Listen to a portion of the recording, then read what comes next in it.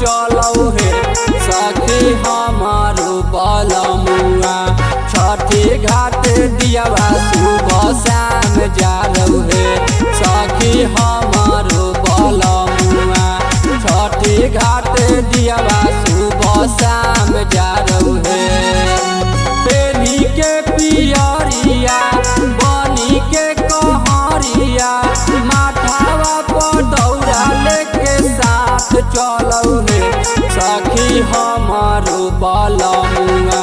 छठी घाट दियावा सुबह शाम जालौ हे।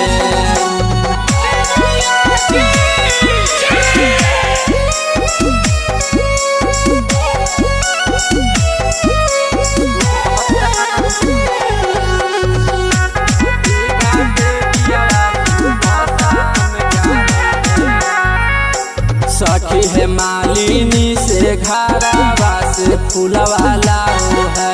सखी है पाँचों बहिना बैठी के कोसिया भरबै। सखी है मालिनी के घरवा से फूलवा लाओ है। सखी है पाँचों बहिना बैठी के कोसिया भरबै। आदित्य बाबा दी है हमके दरसनवा पूजनवा करबै है सखी हमारो सजनवा।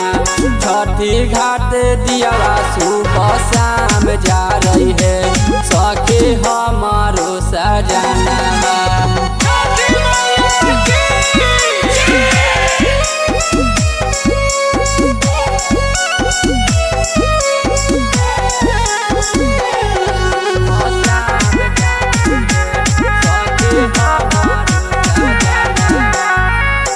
सखी है 4 बजे शाम के अहे मैया घाट।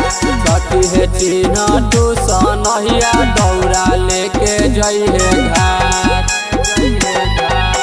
सखी है 4 बजे शाम के अहे मैया घाट।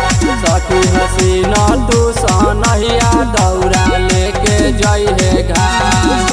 बिचरिया तू करी है माई के पूजनवा खुश